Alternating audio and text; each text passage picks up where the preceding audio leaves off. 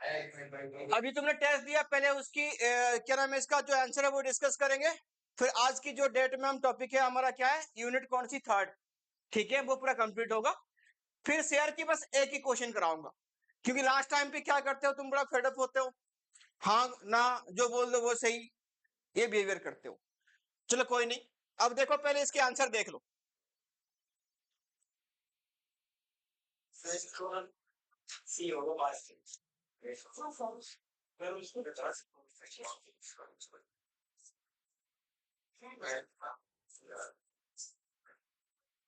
कल इसको हमने डिस्कस किया था, अब आ जाओ उसके आंसर देख लो। ये अभी तुमने किया, मैं समझा के बोल रहा हूं, फटाफट से कर लो, और जिसने गलत किया था वो देख लो, वो पता चल जाएगी। हो गया, भव्या ऊपर देख, नहीं तो अपनी बुक उठा के कर, बात करने की कोई मतलब नहीं है। Supply of money include only that stock of money which held by the public other than the supply of money. सही है, ये बिल्कुल सही है। उसके बाद only net demand deposit are part of money supply, ये ओनली नेट डिमांड डिपॉजिट सही है, सही है, सही है, एक सेकंड, हाँ चुप हो जाओ, चलो समझने की कोशिश करो।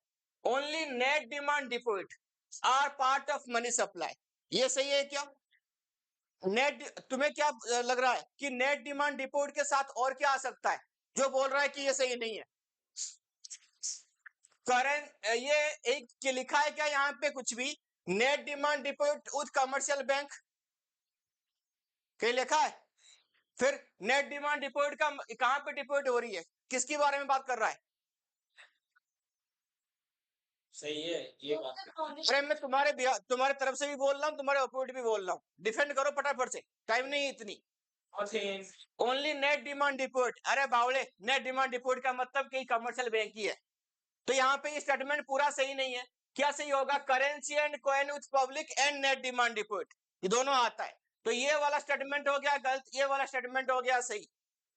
हाँ पहला वाला सही है, क्यों? ये टू सेक्टर इकोनॉमी में बोल रहा है छोटी, कुछ भी अपनी डेफिनेशन याद नहीं है तेरे को? टू सेक्टर इकोनॉमी में हम किसको बोलते हैं, मनी सप्लाई करके at a particular point of time, ये है। पहला वाला सही है, सेकंड वाला गलत है, समझ में आ गया? बैंक नहीं है इसमें, ये हम जो पढ़ रहे हैं हमारे टू सेक्टर मॉडल ही है। ठीक है, चलो आगे। ये अगर रीजन एसोसिएशन होता तो तेरा कहानी अलग होती, ये स्टेटमेंट अलग है, ये अलग है, मतलब नहीं बनता, मत करना ऐसे। नंबर 2, तूने कर दिया दोनों को गलत। हाँ, if reason is to be, हाँ लिखो, recession is to be controlled, recession is to be control, recession का मतलब क्या है? Deficit demand.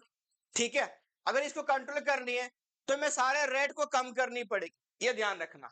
Reverse repo rate should be decrease, सही है, bank rate should be decrease, तो आंसर लिखो सी। ठीक है, चलो number 3, money is an assets which can be stored for use of future, future में यूज कर सकते हैं, तो स्टोर ऑफ वैल्यू, सी इसके आंसर है, ये डायरेक्ट क्वेश्चन था, इसके आंसर दो। देखते हैं, central bank provide loan to commercial bank in a situation of financial distress, कौन सी बैंक किसको देता है? सेंट्रल बैंक देता है लोन, किसको? कमर्शियल बैंक को, फाइनेंशियल डिस्ट्रेस के टाइम पे, सही है, देता है लोन, पता है हमको।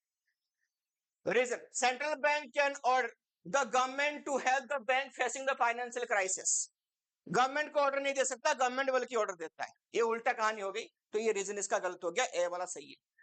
Number 5, number 5,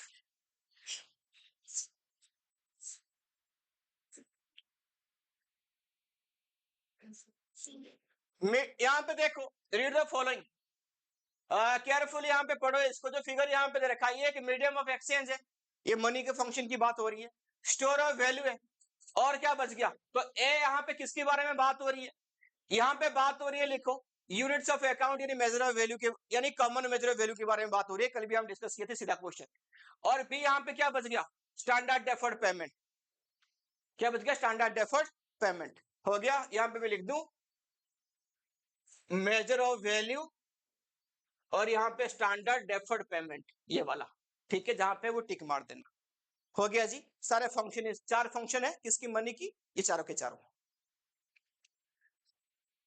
number 6, total stock of money in circulation among the public, this is called money supply। मतलब ये दैट इसकी क्या नाम है? इसका डेफिनेशन है, कहीं बैंक नहीं है यहाँ पे। The components of LRR, CRR and SLR दोनों है। हो गया, SLR और CRR, ठीक है। सी होगा, सी दोनों को टिक मारो ना यार, ऊपर है ऑप्शन, है तो कर दो, और अच्छी बात। हेलो, सी, हाँ। The central bank act as bankers to the government because of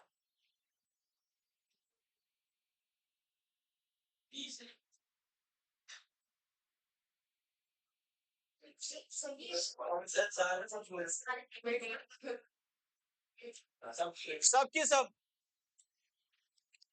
सबकी सब, तो डी लिखो इसके आंसर, ठीक है। Number 9, what is selective credit control? Explain the marginal requirement credit rationing as the measure. हाँ ठीक है, ये सारे, ये कौन सी के बारे में पूछ रहा है? ये क्वालिटेटिव इंस्ट्रूमेंट के बारे में पूछ रहा है, बैंकिंग का। Explain the medium of exchange and unit of account यानी measure of value function of money, ये तो सीधा क्वेश्चन हो गया। Difference between bank rate and repo rate, long term के लिए, ये शॉर्ट टर्म के लिए, ठीक है। और क्या डिफरेंस डाला तुम लोगों ने? 2 डिफरेंस अगर तुम्हें पूछा, ये लॉन्ग टर्म के लिए, शॉर्ट टर्म के लिए, और क्या डाला? सिक्योरिटी नहीं यार, इसकी अदर नेम भी डाल सकते हो तुम। बैंक रेट की अदर नेम क्या है?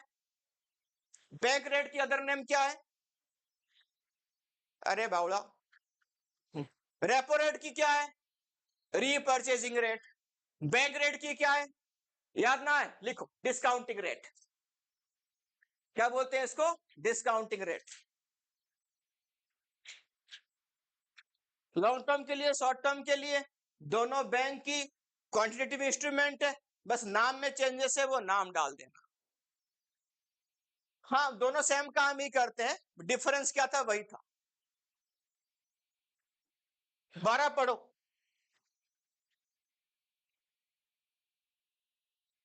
पढ़ने की जरूरी नहीं है, वैसे सीधा आंसर दे सकते हैं हम। क्या लिखा है यहाँ पे? Read the following test carefully, discuss briefly relevant function. पढ़ लिया तुम लोगों ने? ये कौन सी सेंट्रल बैंक की कौन सी फंक्शन है? चलो, पेनल्टी इंपोज कर रहा है क्या? मिल गया तुमको वो की पॉइंट? तुमने पढ़ा था? नहीं पढ़ा? कैसे लिख दिया फिर? Bankers bank and supervisor.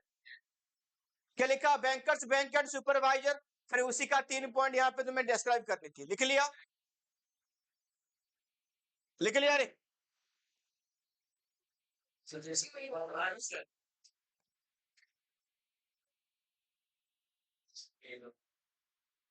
चलो आगे। तुम्हें शर्म नहीं आ रहा? सेंटेंस पढ़ के यहाँ पे की पॉइंट नहीं मिल रहा, तो उसकी बाद में क्या ढूंढ रहा?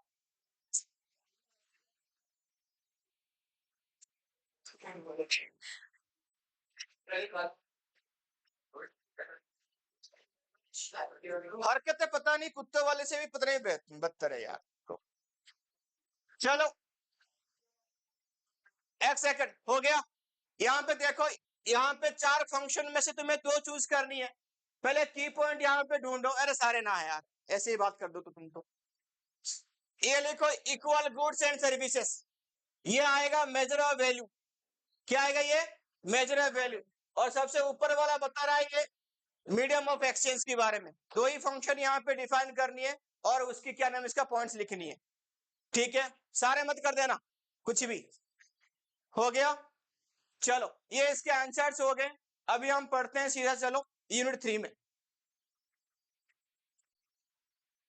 देखो अभी यहाँ पे क्या करने वाले हैं, इंपोर्टेंट टॉपिक लिख लो जो तुम्हारे एग्जाम में आएंगे। इसके अलावा इस चैप्टर में, इस पूरा 3 चैप्टर में कुछ नहीं पढ़ना तुम्हें, सब कुछ कवर ही है वैसे। देखो aggregate demand and its component number 1, total 6 topic cover करने वाले हैं अभी। एग्रीगेट डिमांड एंड इसके लिखा components. Number 2, propensity to consume and propensity to save, MPC MPS के बारे में यहाँ पे बात हो जाएगी। हो गया। उसके बाद इक्विलिब्रियम कंडीशन किसका, एस इक्वल टू एडी वाला। फिर इन्वेस्टमेंट मल्टीप्लायर। फिर उसके बाद क्या आ जाएगा, एम्प्लॉयमेंट कंडीशन यानी टाइप्स, फुल एम्प्लॉयमेंट, अनएम्प्लॉयमेंट, उसके बारे में बात करेंगे। Problem of excess demand and deficit demand and its major. देखिए यहां पे याद रखना, जो मेजर इसका था आरबीआई वाला, कल हम लिख चुके हैं नोट में। आज क्या लिखेंगे, खाली जो गवर्नमेंट करेगा वही वाला पढ़ेंगे। ठीक है, ये 6 टॉपिक अभी अभी कवर करेंगे। साथ में इस प्रोपेंसिटी में और एक चीज याद रख लेना, मैं पढ़ाऊंगा बीपी वाला, ब्रेक इवन पॉइंट। क्या है ब्रेक इवन पॉइंट, ये भी डिस्कस करेंगे। चलो तो फटाफट से अपनी कॉपी निकालो, शॉर्ट नोट बनाते जाओ, मैं लिखाते जाता हूं। पहले हम बात करेंगे किसकी, याद रखना एक, हाँ चलो पढ़ाते पढ़ाते बोल देता हूं। हो गया सबका, छुपाओ ना, जल्दी कर, लिख लो, मुझे फिर बीच बीच में बोल, जो पूछूंगा बता देना। लिख लिया रे,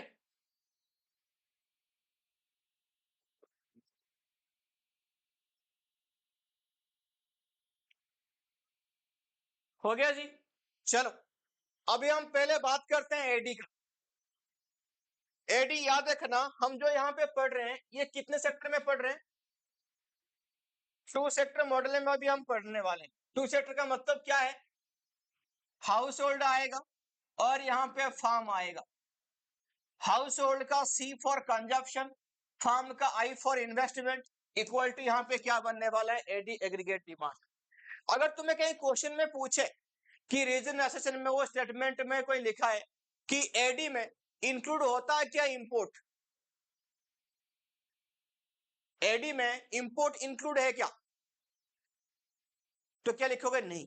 क्यों, हम यहाँ पे 2 सेक्टर मॉडल में पढ़ रहे हैं। वो एडी जो इंपोर्ट इंक्लूड होगा वो 4 सेक्टर में होता है, जहां पे फॉरेन सेक्टर रहेगा यहाँ पे नहीं होगा। ऐसे क्वेश्चन अभी है, मैं टेस्ट में तुमको लास्ट में कराऊंगा, अभी कराऊंगा, वो टेस्ट नहीं है, वहां पे आंसर देना। ठीक है, तो एडी यहाँ पे क्या है, 2 सेक्टर को बना के है, तो सी प्लस आई आएगा ना, यहाँ पे गवर्नमेंट आता है ना, यहाँ पे क्या आएगा, फॉरेन सेक्टर भी नहीं आएगा, इसको याद है। डन, चलो आगे हम बात करते हैं एडी की। लिख लिया सबने, लिखो एडी की बात करते हैं। तो लिखो एडी इज एडी तुम्हारा किसकी कंपोनेंट रहा, कंजप्शन प्लस इन्वेस्टमेंट की, लिखने की जरूरत नहीं है। ये एक टेबल है, इस टेबल को तुम बढ़िया से याद रख लेना, एक ही टेबल है पूरे चैप्टर में। क्या एग्जाम में अगर पूछेगा तुम्हें बड़े क्वेश्चन लिखने के लिए, इस टेबल की हेल्प ले सकते हो, कोई प्रॉब्लम नहीं है। तो लिख वाई सी आई, एंड दोनों को प्लस करते हैं, सी प्लस आई तो क्या बनता है हमारा एडी, सी प्लस आई करते हैं तो क्या बनता है हमारा एडी। वाई यूनिवर्सल है, पता है सबको, स्टार्ट कहां से होगी, 0 से, लिखते जाओ, 100 200 300 400 500 एंड 600। 100 का हमने गैप लिया because of easy for calculations, और कुछ नहीं है हमारे पास है। उसके बाद कंजप्शन, कंजप्शन कभी 0 से स्टार्ट नहीं होगा बिकॉज ऑफ ऑटोनॉमस कंजप्शन, हम 0 लेवल ऑफ इनकम में भी कुछ ना कुछ खाते पीते रहेंगे, इसलिए स्टार्ट होगा कोई ना कोई पॉजिटिव पॉइंट से। 40 120 करते जाओ, यहाँ पे गैप कितने कितने की लोगे, 80 की गैप लो, 280 360 440 और यहाँ पे 520 हो गया। तो इतने की गैप में हमने यहाँ पे लिया, आगे देखते जाओ, हो गया 80 की गैप लिया। आई, यहाँ पे जो आई है याद रखना हमेशा, ये ऑटोनॉमस इन्वेस्टमेंट होगा, चाहे किसी भी लेवल पे इनकम हो, ये तुम्हारा क्या रहेगा, सेम ही रहेगा। तो ले लो यहाँ पे 20, हाँ यहाँ पे ले लो 20, सब में 20 ले लो, आगे एडी भी निकाल दो,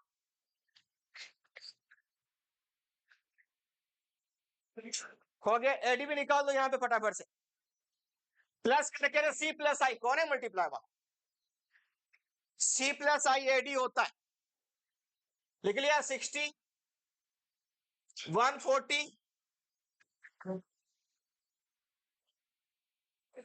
हो गया साहब, 1 हो गया 140, चलो 220, 300, 380, 460, 540 हो गया। AD equal to C plus I, ये तुमने कर लिया। चलो आगे देखते जाओ, यहां पे आगे फटाफट से करते जाओ इसकी ग्राफ। ग्राफ कैसे बनेगा?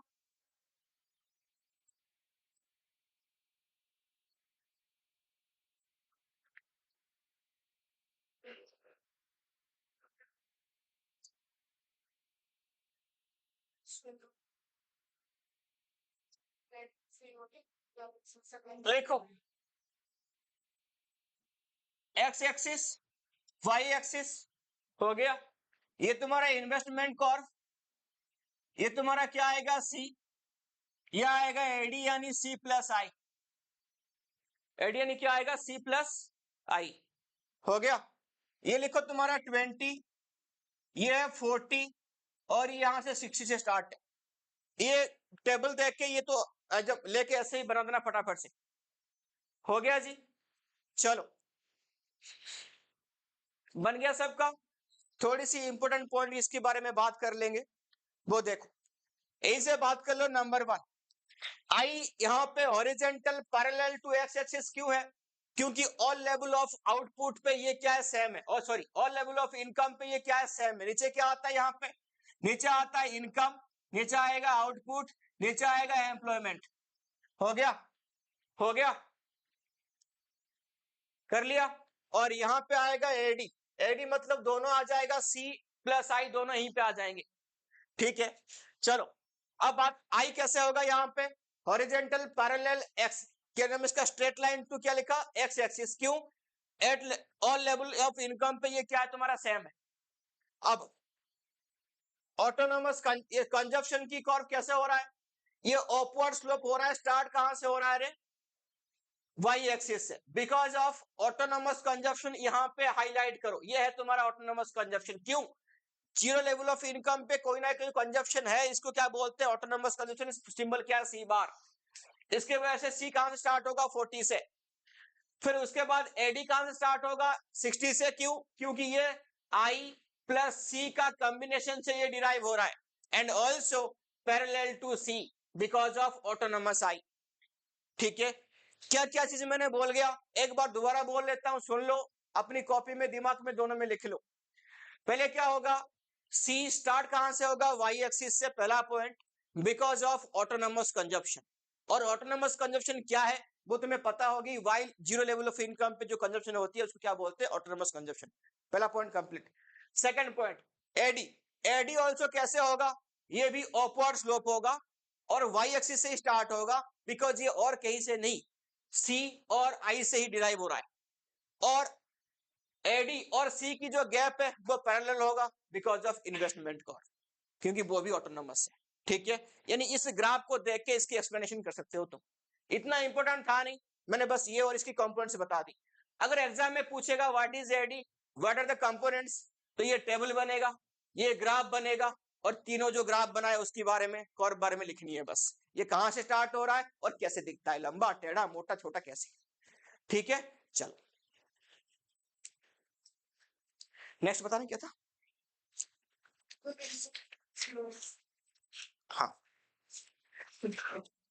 उससे पहले थोड़ा सा और जान लो, प्रोपेंसिटी जानने से पहले बस एक ही लाइन लिख लेना, उसमें कुछ नहीं है।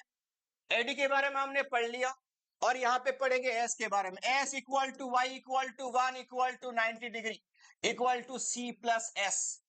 इसको हाईलाइट कर लो। हो गया, S equal to Y equal to 1 equal to 90 degree equal to C plus S. हो गया, और इसकी जो कर्व है वो कैसे बनता है? ये बनेगा, यहां पे डिग्री क्रिएट करेगा 45 डिग्री, ये है स्कोर। कैसे बनेगा 45 डिग्री? ये एक एजम्पशन है, क्वाड्रेंट में बनती है।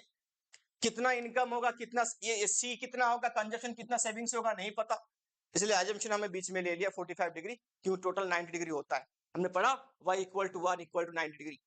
ठीक है, ये जस्ट क्या है, एजम्पशन है, इसको याद रखना। किस्मत अच्छी होगी तो पूछ लेगा, नहीं तो नहीं पूछेगा।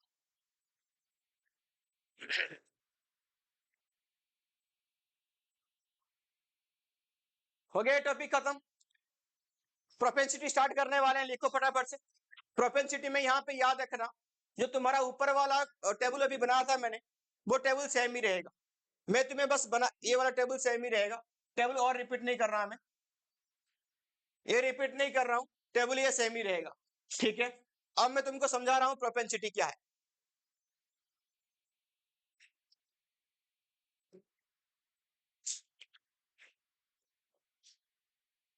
अभी हमने पढ़ा कंजप्शन कर्व स्टार्ट कहां से होगा, वाई एक्सिस से, because of autonomous consumption. Income की लाइन कहां से स्टार्ट होगा, ओरिजिन से, जीरो से, क्योंकि इनकम स्टार्ट होती है जीरो से। कैसे बनता है ये 45 डिग्री, कैसे बनता है ये 45 डिग्री। हो गया, हो गया। अब इसी को हम डिफाइन करेंगे, ये वाला जो पॉइंट तुमको दिख रहा है, इसका क्या नाम है, ब्रेक इवन पॉइंट। क्या बोलते हैं इसको, बीईपी, ब्रेक इवन पॉइंट। ये वाला जो पॉइंट यहां पे होता है, इसको क्या बोलते हैं, दिस सेविंग। और ये वाला पॉइंट क्या होता है यहाँ पे, सेविंग्स। अब इसको तीनों फेज में डिवाइड है, तो पहला फेज में क्या है, सी बड़ा है इनकम से, इसलिए डी सेविंग आया। इस पॉइंट में क्या है, सी इक्वल टू वाई, ये क्या यहाँ पे सेविंग्स इक्वल टू जीरो। हो गया जी। और इस वाले पॉइंट में क्या है, सी छोटा इनकम से, तो सेविंग्स इक्वल टू यहाँ पे पॉजिटिव। ये तीन फेज में डिवाइड हो गए। मत करते जाओ, हाथ दिमाग दोनों साथ में चलाओ, याद रहते रहेंगे।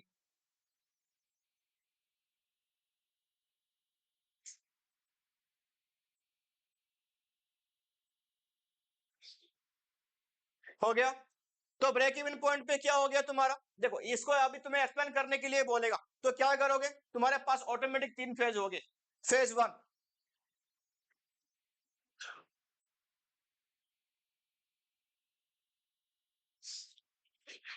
फेज वन कौन सी फेज आया, income is greater, sorry consumption is greater than income. तो यहाँ पे क्या होता है, सेविंग्स तुम्हारा किस में आता है, नेगेटिव में।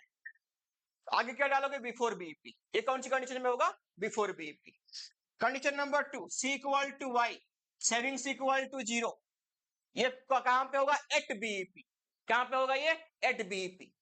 थर्ड में क्या होगा, consumption is less than income. यहां पे क्या इंप्लाइज करेगा, सेविंग्स इक्वल टू पॉजिटिव में कुछ ना कुछ आएगा, ये आफ्टर बीईपी। तो तीनों फेज डिफाइन हो गए, बिफोर, एट और आफ्टर।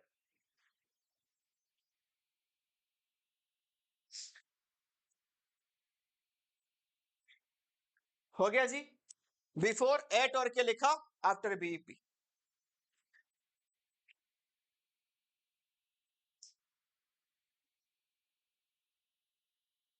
हो गया, हो गया। नेक्स्ट लिखो टाइप्स ऑफ प्रोपेंसिटी, लिखो टाइप्स ऑफ प्रोपेंसिटी।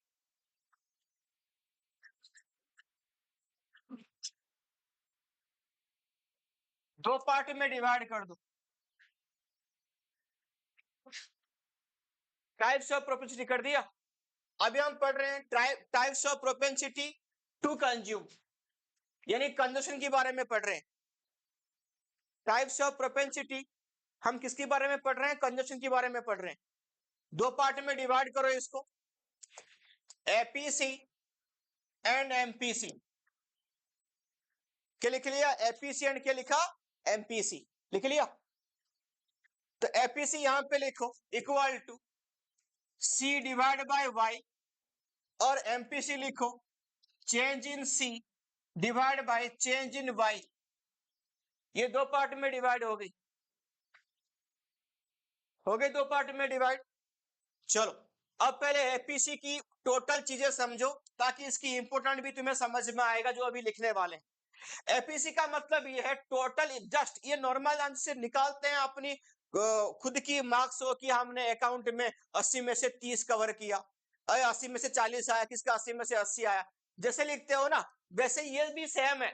और कुछ नहीं कि टोटल तुमने जितना इनकम किया उसमें से कितना खा लिया, वही है एपीसी। यानी ये ratio two total income. Consumption खाली रेशियो टू क्या लिखा, टोटल, टोटली जितना इनकम किया उसमें से कितना खा लिया भाई एपीसी, और कुछ भी नहीं, बड़ा सिंपल है। इसकी ग्राफ कैसे बनेगी, ये किसकी है, खाली सी कंजप्शन। कोई से भी एक पॉइंट ले लो, दोनों साइड में जोड़ दो, नाम दे दो यहां पे ये टी और ये पी, दे दिया टीपी। चलो तो यहां पे लिखो एपीसी इक्वल टू हो गया। नीचे तुम्हारा क्या होता है बाबू, नीचे इनकम है, और इस साइड में क्या है तुम्हारा, कंजप्शन नहीं है। तो यहां पे कंजप्शन बाय इनकम, तो ओपी डिवाइड बाय क्या आएगा, ओटी। टोटल कंजप्शन में से तुमने कितना खा लिया वही है तुम्हारा एपीसी, ये क्या है तुम्हारा APC.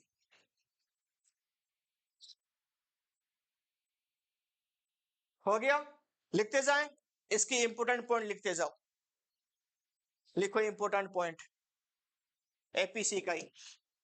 Number 1, APC is more than 1, APC 1 से बड़ा होगा, कब होगा,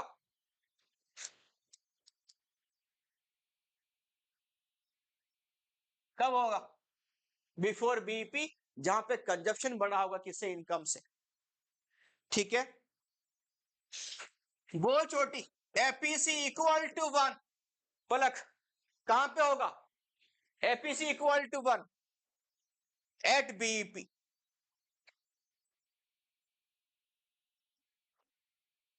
नैन्सी बोल, एपीसी, हाँ क्या, एपीसी लेस देन 1, ये कहां पे होगा, आफ्टर बीपी। ये तो सबको पता होगी, चौथा पॉइंट जो पूछ रहा हूं बताना, ठीक। APC fall with increase in income, जैसे हमारा इनकम बढ़ता जाएगा ना, एपीसी फॉल होते जाएगा। सही है कि गलत है, सही है, काय बात की सही है बाबू, क्योंकि इनकम बढ़ने पे सेविंग्स बढ़ती है, कंजप्शन की रेट कम होती है।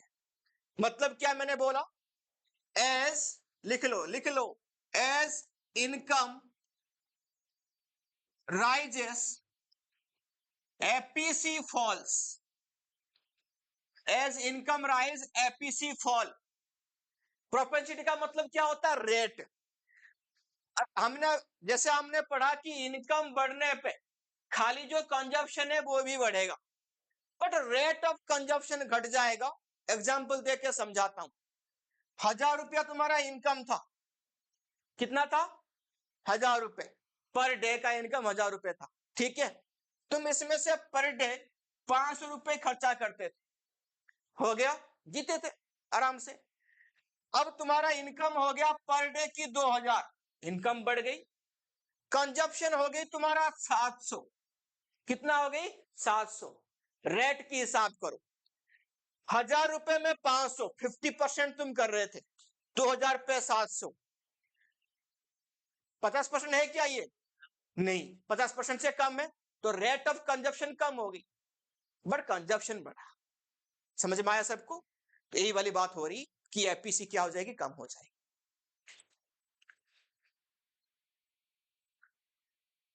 आगे बात करते हैं, नंबर 5, एपीसी कभी जीरो होगा क्या, तो लिखना APC can never B zero, APC कभी जीरो होगा ही नहीं। यस बोलेगा, बिकॉज ऑफ किस लिए, तेरे को पूछ रहा हूं रे, टीका लगा के आया तू बता, हाँ अरे सही बोलना, जोर से बोलना, कहा सर, हाँ, बिकॉज ऑफ ऑटोनोमस कंजप्शन, चाहे इनकम हमारा लाखों हो, करोड़ों हो पर डे, बट हम कुछ ना कुछ तो खाएंगे, ऐसे थोड़ी ना नहीं खाएंगे हम, है ना। एक दिन में तू 10 करोड़ रुपए कमा लिया, भूखा मरेगा, नहीं मरेगा, हाँ। 100 करोड़, चलो हो गया, आगे लिखो। तो ये हमारा क्या, किसके बारे में हमने लिखा, एपीसी के बारे में लिखा। एपीसी सबको समझ में आ गया, कोई डाउट नहीं है, हो भूत, आगे देख ले, अपना सोच, दूसरे के बारे में बाद में सोच ले, चल चल चल, अब एमपीसी पे आ जा। एमपीसी का मतलब थोड़ा सा अलग है, यानी इनकम चेंज होने पे तुमने अपनी कंजप्शन में कितना चेंज करा, है ना। अब मैं तुमको समझा दूं, पहले का हमारा इनकम कितना था रे भाटी जी? 1000 रुपए था। कितना खाया तूने उसमें से? 500 खा ली। अब 2000 इनकम हो गया, तूने कितना खाई? 700। अगर मैं पूछूं यहाँ पे इनकम की 1000 रुपए चेंज होने पे, 1000 तो हुआ ना, तुमने कितना कंजप्शन चेंज करा? तूने बोला 200। तो ये हमारा क्या रहा? एमपीसी।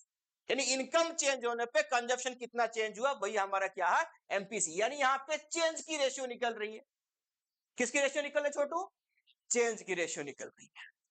ठीक है, चल आगे लिखो। अब यहाँ पे ग्राफ बनाओ इसकी। चेंज दिखाएंगे तो चेंज के लिए हमें कम से कम कितना पॉइंट चाहिए? 2 पॉइंट चाहिए। तो लिखो कंजप्शन की लाइन बनाओ। पहला पॉइंट को यहाँ पे, तो सेकंड पॉइंट यहाँ पे हो गया। चल TT1 PP1 कर दो। ये हमारा चेंज है, ये हमारा चेंज है।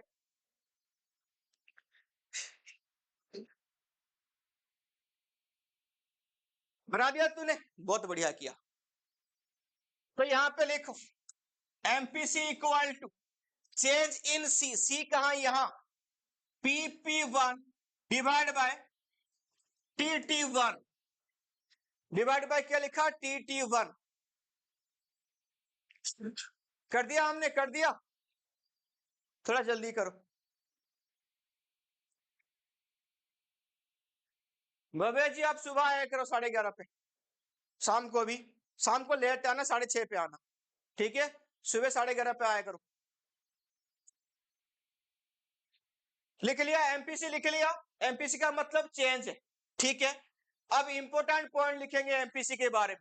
फटाफट से लिखते जाओ एमपीसी के बारे में important point. Number 1,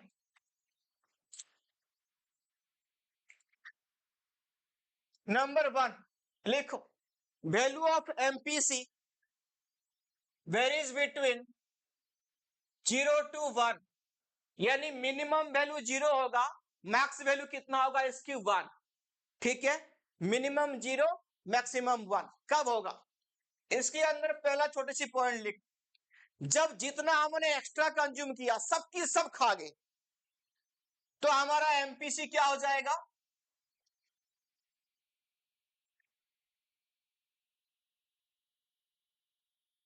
total change consume. तो एमपीसी कितना हो जाएगा? 1, ठीक। बी वाली पार्ट में लिखो टोटल चेंज सेव। एमपीसी कितना होगा? 0। हो गया। जितना एक्स्ट्रा हमने इनकम किया सब खा गए, तो एमपीसी कितना आएगा? 1। जितना हमने टोटल क्या नाम है इसका चेंज इनकम किया सबकी सब सेव कर दे, तो एमपीसी क्या आ जाएगा? 0। समझते हैं भाई हमारा पुराना कहानी से। चल ठीक। वाई कितना था तेरा? Y1 कितना था? 2000। डन। अब C कितना था पहले? C1 700। पहले 0 दिखाएंगे फिर 1 दिखाएंगे। डन। चल अब हम बात करते हैं, पहले क्या बोला? जब सब जितना चेंज हुआ सब कंज्यूम करेंगे, तो एमपीसी कितना हो जाएगा? एमपीसी कितना हो जाएगा? 1, ठीक है।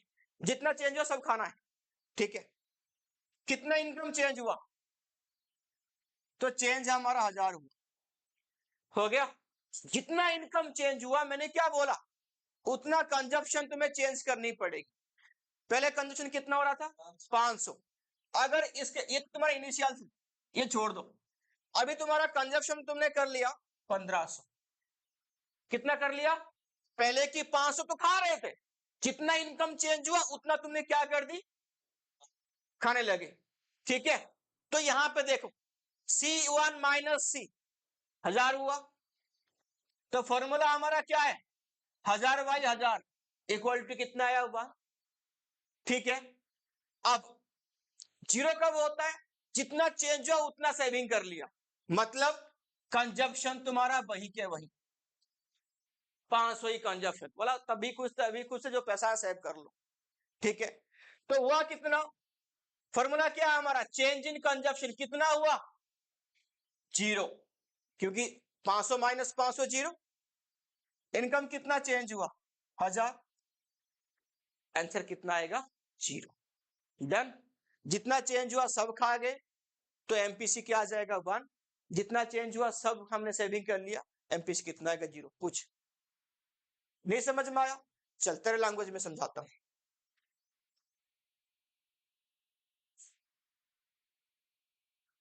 पहले बोले तो फॉर्मूला बता।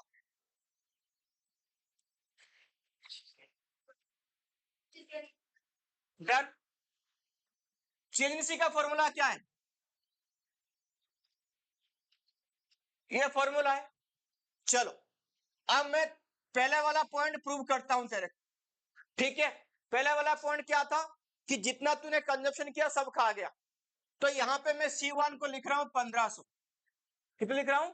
1500। मतलब कंजप्शन तेरा 500 था, 1000 रुपए इनकम पे 2000 रुपए कितना हो गया? 1500। डन। अब C1 माइनस C कितना आया? 1500 minus 500, Y1 minus Y।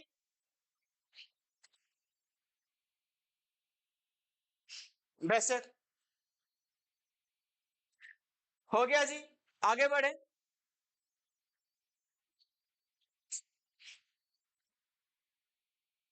Number 2, MPC of poor more than that of rich.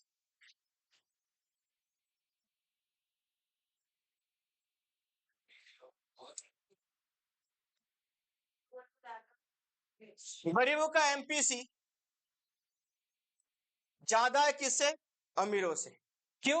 वो अपनी इनकम की ज्यादा पार्ट कंजप्शन कर लेते हैं। नंबर 3, ये हमने ऑलरेडी पढ़ लिया। As income rises MPC falls. अगर इनकम तुम्हारा बढ़ती जाएगी, एमपीसी क्या होती जाएगी? गिरती जाएगी।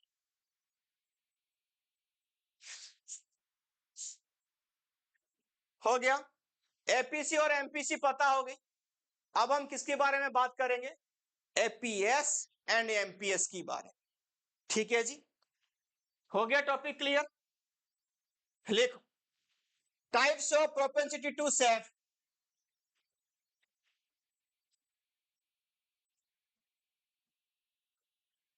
दो पार्ट में डिवाइड कर दो। Types of propensity to save दो पार्ट में डिवाइड कर दो, एपीएस एंड एमपीएस। हो गया। एपीएस की फॉर्मूला, टोटल इनकम में से कितना हमने अपनी बैंक में रख लिया या दीवार में चुनवा दिया, नीचे कर दिया, कहां सेविंग किया। और एमपीएस क्या है?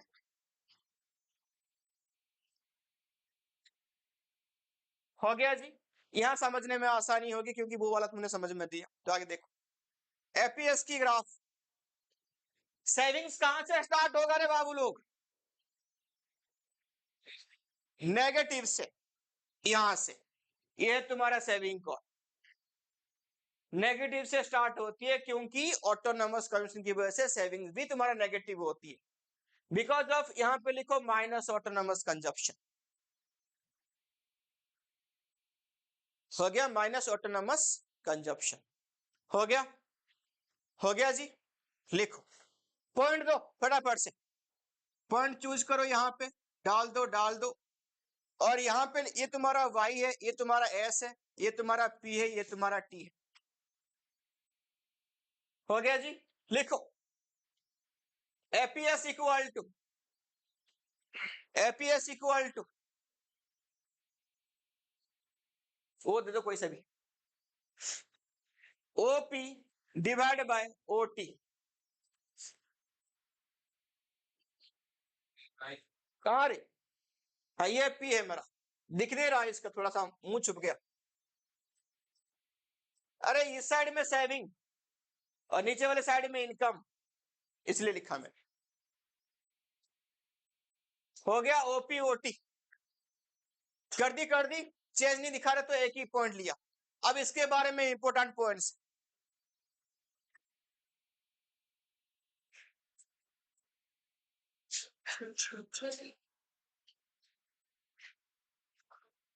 श्रद्धा हो गया क्या?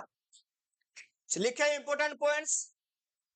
नंबर 1, चल बोलते जाना, डिस्कस करते जाना, मैं लिखते जाता हूं। एपीएस 1 हो सकता है क्या? चल झूठा, लिखो रे, APS can never B 1, APS can never B 1 और मोर देन 1। नोट करो, एपीएस कभी 1 नहीं हो सकता या 1 से बड़ा भी नहीं हो सकता, क्योंकि जो सेविंग्स होती है कहां से होती है? इनकम से होती है। हम पूरा टोटल मैक्रो इकोनॉमिक्स में इनकम को क्या मानते हैं? 1 मानते हैं। तो जब इनकम 1 है, सेविंग 1 से बड़ा कैसे हो जाएगा? ठीक। Number two, APS can be 0, हाँ या ना? कब? बीईपी, कब? बीईपी के टाइम पे, हाँ। Number 3, APS can be negative, APS can be negative, APS negative हो सकता है बिफोर बीईपी में। कहां पे? बिफोर बीईपी में, जब कंजप्शन बढ़ा हुआ किससे? इनकम से। नंबर 4, अब बताओ, एपीएस इनकम बढ़ने पे बढ़ेगा या कम होगा? बढ़ेगा। लिखो, APS rises with income rises, APS rises with income rises. तुझे नहीं पता, इकोनॉमी ना उसकी खून में है, साला ये पढ़ता ना। हाँ, इसकी मम्मी इकोनॉमिक्स में टॉपर है, जिला टॉपर है पूरे डिस्ट्रिक्ट में, वो भी ग्रेजुएशन में। ये नालायक है ये। हो गया? नहीं, वो क्या नाम है इसके, मम्मी ने अपनी मार्कशीट दिखाई थी। हाँ, वो कुछ हुआ था ऐसे बात ना बीच में, पीटीएम सी, बहुत मम्मी गुस्सा हो गई थी इन दोनों बच्चे के ऊपर, तो ला के दिखाई, मैं ऐसे हूँ, ये बच्चे ऐसे नहीं आए, ऐसे ऐसे। चल देखो, कोई बात नहीं, हो गया। लिख लिया रे, एक इसके बारे में, ये तुम्हारा एपीएस के बारे में लिख लिया हमने 4 पॉइंट। अब आ जाओ हम बात करते हैं एमपीएस की। एमपीएस, एमपीएस यहां पे लिखो, चेंज दिखाएगा, तो तुम्हें मिनिमम 2 पॉइंट ही लेना है।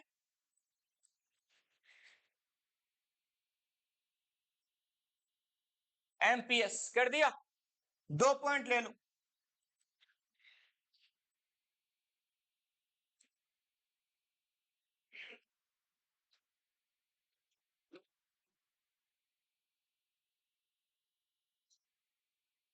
एमपीएस की वैल्यू पुट कर दो, ये जो तुम्हारा ये लेटर में टीटी1 पीपी1 वो तो छोड़ो।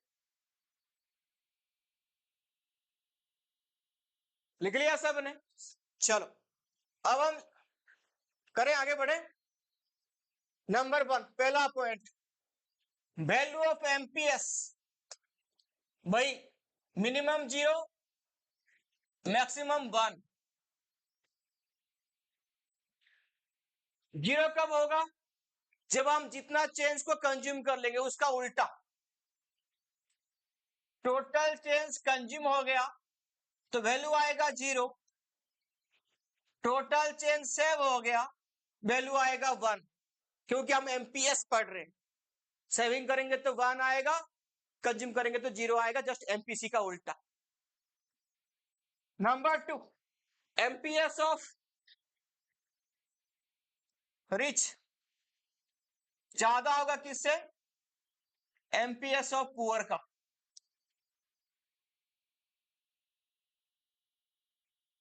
हो गया। थर्ड पॉइंट यही वाला, एमपीएस बढ़ेगा जब इनकम बढ़ेगा। ठीक है, इनकम बढ़ने पे एमपीएस बढ़ता है। लिख लिया?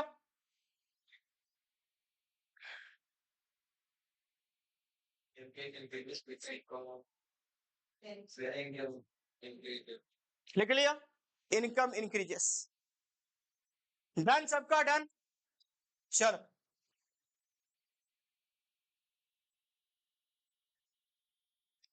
प्रैक्टिकल ऐसे ही बना के लिख आता हूं, 1-2 क्वेश्चन ये आएगा तुम्हारा, क्या नाम इसका, यहाँ की जो प्रैक्टिकल बनेगा वो based on BEP, break even point पे बनेगा। याद रखना बीपी में क्या होती है रे, कंजप्शन इक्वल विथ इनकम, इसकी प्रैक्टिकल बनेगा। चल छोटू फोन छोड़, फटाफट से लिख, दे दे लिखो। इफ C इक्वल टू 20 प्लस 0.75y, C इक्वल टू 20 प्लस 0.75y, find out income at BP, BP level पे इनकम कितना निकालो। ये क्वेश्चन आएगा इस टाइप की, तो याद रखना ये इनका भरोसा नहीं है, एमसीक्यू में भी पूछ लेगा, किस्मत अच्छी हुई 3 मार्क्स में भी पूछ लेगा। तो तुम सीखो ये क्या है, सी का ये कंजक्शन फंक्शन की फॉर्मूला है, मैं बता दूं, conjunction equal to autonomous conjunction plus B Y, ये इसी का कन्वर्सन है। तो यानी ये 20 हो गया ऑटोनोमस कंजप्शन, बी फॉर ये हो गया एमपीसी, क्या हो गया ये एमपीसी, और तुम्हें वाई निकालनी है। ठीक है जी, चलो निकाल लिया सबने। ये तुम्हारा फंक्शन है और ये तुम्हारा इक्वेशन है, इक्वेशन के ऊपर फंक्शन को पुट करो। तो y के बदले हम क्या पुट करेगा यहाँ पे, सॉरी c के बदले y, क्यों, बीपी में दोनों इक्वल है, तो y इक्वल टू 20 प्लस 0.75y, इस साइड में खाली y है तो 0.75 आएगा, यहां से माइनस हो जाएगा, 0.25y इक्वल टू कितना आएगा 20। नेक्स्ट लिखो y equal to 20 divide by 0.25, point क्या लिखा 25, कर दिया, 2 जीरो हटानी है तुम्हें, तो ऊपर कितना इंटू करना पड़ेगा 2000 डिवाइड बाय 25, तो आंसर लिखो 80, तो y इक्वल टू कितना आया 80, हो गया।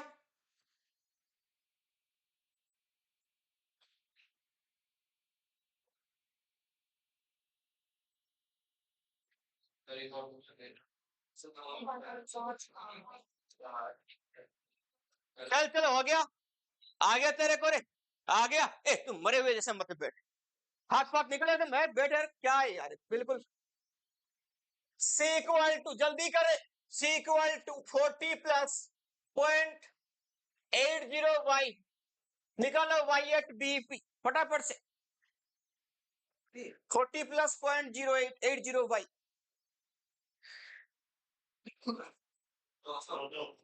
वाह वाह, ये तो एमसीक्यू में आना चाहिए फिर। लिख लिख, तेरा हो गया क्या, आता है तेरे को, अरे वाह वाह, तो चमक गया रे बंदा। चल y equal to 40 plus 0.80y, 0.20y equal to 40, y equal to 40 divide by 0.20, आगे बढ़ो, तो 40 400 ही कर दो डिवाइड बाय 2, 200,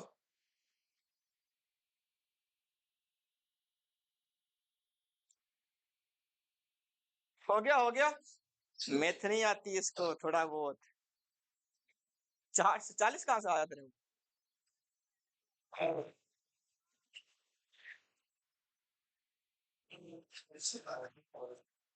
चलो हो गया। नेक्स्ट टॉपिक बता, देखो नेक्स्ट टॉपिक डाल दो equilibrium,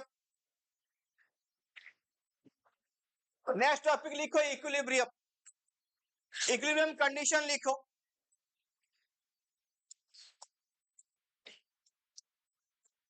S equal to AD, equilibrium, क्या लिखा, S equal to AD equilibrium, लिख लिया रे बाबू, क्या लिखा, S इक्वल टू एडी, हो गया जी। टेबल वही वाली, टेबल में कोई चेंजमेंट नहीं लाना, हो गया ना। S equal to AD, S का मैंने क्या सिंबल था C plus S, AD equal to C plus I, तो कहा कट गया, C कट गया, S इक्वल टू आई, दोनों अप्रोच में पूछेगा, इसमें अगर बड़ा क्वेश्चन पूछ लिया इक्विलिब्रियम का तो इसमें शॉर्ट क्वेश्चन, और इसमें बड़ा है तो इसमें शॉर्ट क्वेश्चन पूछेगा, ध्यान देना दोनों इंपॉर्टेंट है। चलो, तो एस इक्वल टू एडी मतलब aggregate supply equal to aggregate demand, नहीं तो सेविंग्स इक्वल टू क्या लिखा, इन्वेस्टमेंट। सबकी एक्सप्लेनेशन बिल्कुल सेम सेम हूबहू। बनाओ ग्राफ।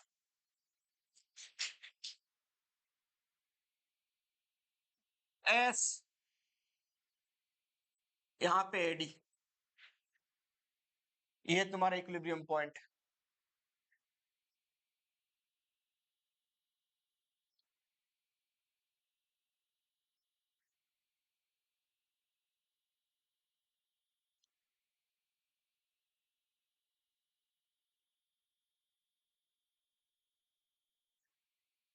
लग लिया? सीधी नहीं है, थोड़े से अब थोड़ा सा हल्की से ऊपर, सीधी नहीं हो, तूने आई बना दिया उसको। डन, लिखो। तो यहां पे ऑटोमेटिक कितना फेज तुम्हारा बन गया। अगर तुम्हें पूछे कि जो एडी और एस के बीच में ये जो सारे चीज हो रहा है, ये कौन सी कंडीशन में होगा, कौन सी इकोनॉमिक कंडीशन में होगा, तुम्हारे पास दो इकोनॉमिक कंडीशन है, long run and short run. बताओ मुझे, ये जो इक्विलिब्रियम पॉइंट अगर आएगा तो कौन सी रन में आएगा, शॉर्ट रन में। कब आता है, शॉर्ट रन में। लॉन्ग रन में कभी इक्विलिब्रियम हो ही नहीं सकता, क्योंकि मेन मोटिव क्या है इकोनॉमी का, प्रॉफिट। फर्दर डिमांड बढ़ेगा, तुम जान पूछ के सप्लाई बढ़ा दोगे, क्योंकि डिमांड हो रही है, तुम सप्लाई और बढ़ाओगे, तुम्हें सामान बेचनी है लॉन्ग रन में। बट शॉर्ट रन में ये कभी कभार होती है, इक्विलिब्रियम तो होना ही होना है। ठीक है, जान पूछ तुम इक्विलिब्रियम करते भी हो। एक ऐसे इनडायरेक्ट क्वेश्चन इसकी बेस पे है, अगर S equal to I short run में ऑलवेज होता है क्या। अगर खाली अगर ये रीजन और एसोसिएशन में पूछता, तुम ऑलवेज लिख के काट देते, नहीं ऑलवेज तो नहीं होता, कभी कभार होता है। लिखा वहां पे ऑलवेज होता है, तुम इसको एक्सप्लेन करो और आर्ग्यू करो, और इसकी डिफेंड करने में तुम यहाँ पे रीजन दे दो, ऐसे क्वेश्चन। अब वहां पे तुम फंस जाओगे, बताएंगे अभी कैसे करना है। लिख लिख, तीन फेज में हो गया। ये पहला फेज में क्या है तुम्हारा, एडी बड़ा एस, इसको हम क्या बोलते हैं, एक्सेस डिमांड। इसको हम क्या बोलेंगे, equilibrium. AD equal to S, done. और इस वाले पॉइंट को क्या बोलेंगे, एडी यहां पे छोटा हो गया, एस बड़ा हो गया, तो इसको क्या बोलेंगे, एक्सेस सप्लाई, यानी डेफिसिट डिमांड। हो गया। ये तीन फेज को हम अभी डिस्क्राइब करेंगे विथ इंप्लीकेशन, करते जाना, बाकी पूरा पूरा लिखना तुम्हारे काम। तो तीन फेज हो गया हमारे पास। पहला फेज क्या था, यहां पे एडी बढ़ा है किससे, एस। सुनो, इंप्लीकेशन में खाली इंप्लीकेशन हम लिखेंगे, ये क्यों हुआ वो सुन लो पहले मेरे से। एडी बढ़ा है किससे, एस। कोई भी बिजनेस स्टार्टिंग करो तो तुम्हें कमा के देता है कि इन्वेस्टमेंट खाता है, पहले इन्वेस्टमेंट खाता है। यानी स्टार्टिंग में चाहे बिजनेस हो चाहे इंसान हो, दोनों की दोनों डिमांड करते हैं। क्या करते हैं, डिमांड। इसलिए ये तुम्हारा ह्यूमन फैक्टर के ऊपर है और साथ में इंडस्ट्रियल फैक्टर के ऊपर है। वही तो पढ़ते हो, हाउस होल्ड की कंजप्शन और फार्म की क्या है, इन्वेस्टमेंट, दोनों को लेकर तो हमारा सारा इक्विलिब्रियम है ना। तो यहाँ पे क्या स्टार्टिंग में both household and firm दोनों क्या करते हैं, खाते हैं, बोथ कंज्यूम टुगेदर, इसलिए डिमांड ज्यादा है, सप्लाई कम। ठीक है, ये क्यों है स्टार्टिंग वाले फैक्टर में, क्योंकि स्टार्टिंग में क्या हुआ, both household and firm consume together more and more, reason है। क्या इंप्लीकेशन होगा, ज्यादा खाएंगे, तो मार्केट में इसका पहला इंप्लीकेशन पड़ेगा, फॉल इन इन्वेंट्री, फॉल हो जाएगी, स्टॉक गिर जाएगी। क्या हो जाएगी, स्टॉक गिर जाएगी। अगर पलक स्टॉक गिर गया तो आउटपुट क्या करोगे, बढ़ा जाएगा। स्टॉक मार्केट में गिर रहा है, तुम्हें अपनी प्रोडक्शन करके, यही तो मौका है, प्रोडक्शन करो, मार्केट में बेचो। तो यहां पे क्या लिखा, आउटपुट राइज। थर्ड, अगर आउटपुट बढ़ेगा, आउटपुट किससे बढ़वाओगे, तुम लोगों से काम करवाओगे, एम्प्लॉयमेंट ऑल्सो राइज, एम्प्लॉयमेंट बढ़ जाएगी। अगर डिमांड भी बढ़ रही है, एम्प्लॉयमेंट भी बढ़ रही है, आउटपुट भी बढ़ रहा है, सब कुछ बढ़ ही रहा है, तो प्राइस थोड़ा ना पीछे रह जाएगा, प्राइस भी राइज हो जाएगी, प्राइस क्या हो जाएगी, बढ़ जाएगी। ये पहले का इंप्लीमेंटेशन, पहले का इंप्लीकेशन हो गया, डन। यस भाव, अपनी हरी नहीं दिख रहा आज, number 2, AD equal to S, AD equal to S, ये सेकंड वाला फेज है। यहां पे सब कुछ बराबर, तुम जितना चाहते, जितना यहाँ पे फार्म प्रोड्यूस कर रहा है उतना दोनों मिलके डिमांड कर रहे हैं, ठीक है, इसलिए तो इक्विलिब्रियम हुआ ना। तो यहाँ पे पहला इंप्लीकेशन क्या आएगा, इन्वेंट्री, इन्वेंट्री क्या है,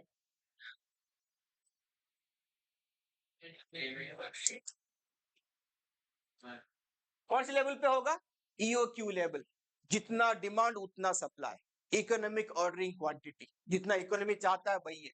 second, output not change. Third, employment not change. Four, price not change. सब यहां पे बराबर, सब कुछ हो गया, हो गया। Economic ordering quantity, economic ordering quantity, EOQ level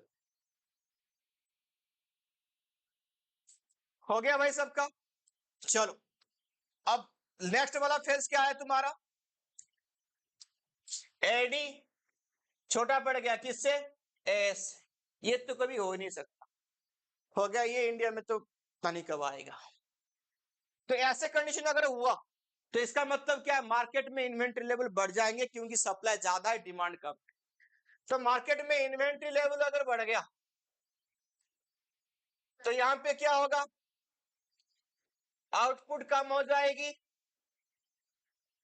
घट जाएगी,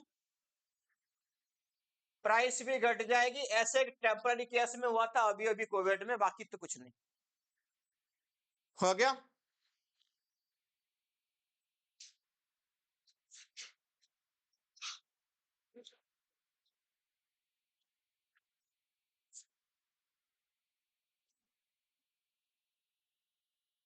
लिख लिया सबने।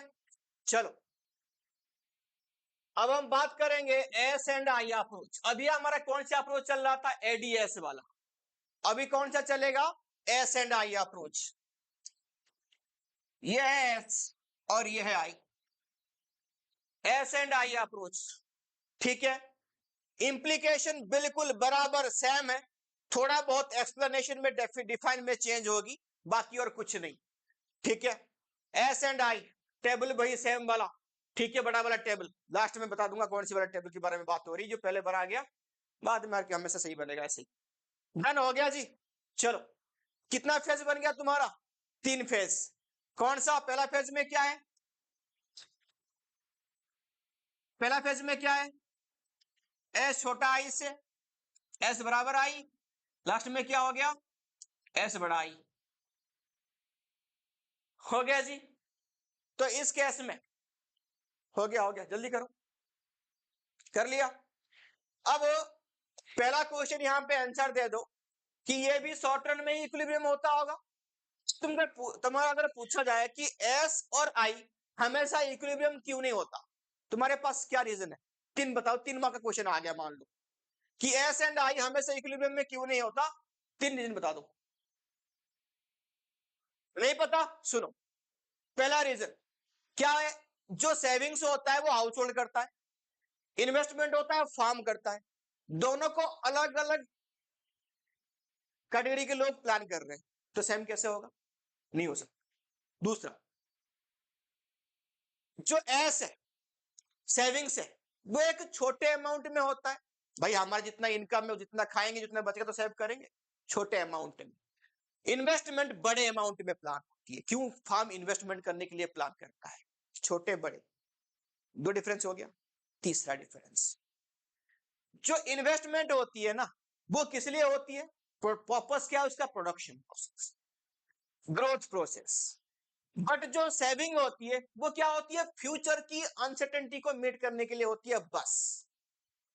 हो गया, पर्पस लिख लिया हमने, कौन कौन करता है उसको लिख लिया, बराबर हमेशा क्यों नहीं होता वो भी सुन लिया। 3 पॉइंट याद हो गए, सुना दो। पहला पॉइंट मेरे साथ, दोनों करने वाले अलग अलग, हाउस होल्ड क्या करता है और फार्म क्या करता है। चलो सेकंड, अमाउंट, छोटा होता है सेविंग्स, इन्वेस्टमेंट बड़ी होती। और थर्ड वाला पर्पस, ये किस लिए होता है? प्रोडक्शन ग्रोथ प्रोसेस के लिए होता है, वो होता है फ्यूचर को मीट करने के लिए होता है। ठीक है, याद हो जाएगा। आगे बढ़ते हैं, रखना याद एग्जाम तक, बाद में भूल जाओ कोई बात। लिखो, तो पहला क्या, यहां पे सेविंग्स लेस देन इन्वेस्टमेंट। वहां पे हमने ये एक्सप्लेनेशन दिया था कि स्टार्टिंग में दोनों बराबर, दोनों कंज्यूम करते हैं, इसलिए डिमांड बड़ा होता है। यहां पे ऐसा नहीं करना। यहां पे क्या लिखना, as per firms expectation household consume ज्यादा, हाँ, मोर एंड मोर, है ना। इसलिए सेविंग क्या पड़ गया, कम पड़ गया, क्योंकि ज्यादा कंजप्शन कर लिया किसने, हाउस होल्ड ने। यानी फार्म में जितना सोचा था कि इतना ये कंजप्शन करेंगे, इतना सेविंग करेंगे, वो हुआ नहीं। हुआ क्या, कंजप्शन ज्यादा हो गई, सेविंग्स कम पड़ गई। ठीक है, ठीक है, याद रखोगे कि लिखोगे? सुना दे, चोर साला।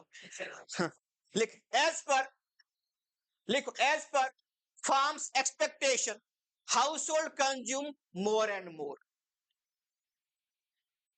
हाउस होल्ड, ये इसका इंडेक्स क्वेश्चन आ सकता है, बट लिखना है ये, इसको ढूंढ लेना।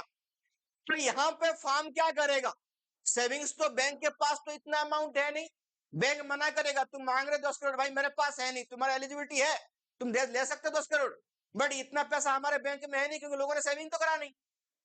तो फार्म को क्या करना पड़ेगा, जान पूछ के अपनी इन्वेस्टमेंट उतना ही करना पड़ेगा, यानी इक्विलिब्रियम में आना पड़ेगा, क्योंकि सेविंग्स उतना ही है। समझ में आया? तो लिखो, तो ज्यादा कंजप्शन हो गई, इंप्लीकेशन लेकिन बराबर होगा, मैं एक लिखाऊंगा, बाकी सब लिख लेना तुम। क्या होगा, सेविंग्स कम हुआ, यानी कंजप्शन ज्यादा हुआ है। इसका मतलब पहला इंप्लीकेशन, इन्वेंट्री मार्केट से खत्म हो गया होगा, क्योंकि कंजप्शन ज्यादा हुआ है। इन्वेंट्री कम होने पे बाकी क्या क्या होता है, एक बार सुना दो। आउटपुट बढ़ाना पड़ेगा, एम्प्लॉयमेंट भी बढ़ाना पड़ेगा, प्राइस भी बढ़ाना पड़ेगा। डन, ठीक। चलो, second, S equal to I, S equal to I, यानी यहां पे क्या हुआ, फार्म जितना चाहता था हाउस होल्ड उतना ही सेविंग करके बैठा है। एकदम चौका लग गई, बाउंड्री बाहर, हाँ छक्का लग गया, ठीक है। चल, बिल्कुल सेम सेम तुक्का भिड़ गई, है ना, किसकी, फार्म की। तो यहां पे कोई चेंज नहीं, है ना। चलो, number three, number three, savings greater than यहां पे इन्वेस्टमेंट। यहां पे क्या हुआ, जितना फार्म सोचा था उससे ज्यादा उसको पैसा मिल रहा है, किसको, हाउस होल्ड को, बट उस पैसे का करेगा क्या, कुछ नहीं करेगा। क्यों, क्योंकि यहां पे ऑलरेडी मार्केट में इन्वेंट्री पड़ा होगा। तो मार्केट में, क्योंकि हाउस होल्ड ने खाया नहीं, सब सेविंग करके रखा है, तो यहां पे आएगा इकोनॉमिकल डिप्रेशन, यानी सब फिर कम होता जाएगा, आउटपुट भी कम, एम्प्लॉयमेंट भी कम, प्राइस भी कम। ठीक है जी, ये इंप्लीकेशन सेम सेम है इसका, याद कर लो, मन में गुनगुना लो, फिर मैं नेक्स्ट चैप्टर में बढ़ता हूं।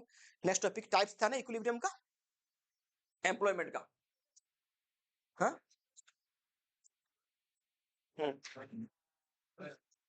हाँ, सी, हो गया, हो गया, लिखो लिखो फटाफट से, ना ना, आराम आराम है, लिखो, नेक्स्ट टॉपिक लिखो। सो मत उठ, तेरे को देख के मेरे को नींद आएगा। सही बैठ, सही बैठ, हाथ निकाल उधर से, तेरे सर पे, अरे लगेगा उसमें, हाँ देख, हाँ चल चल, हो गया, चल देखो फटाफट से, लिखो, इन्वेस्टमेंट मल्टीप्लायर। नेक्स्ट टॉपिक लिखो, इन्वेस्टमेंट मल्टीप्लायर,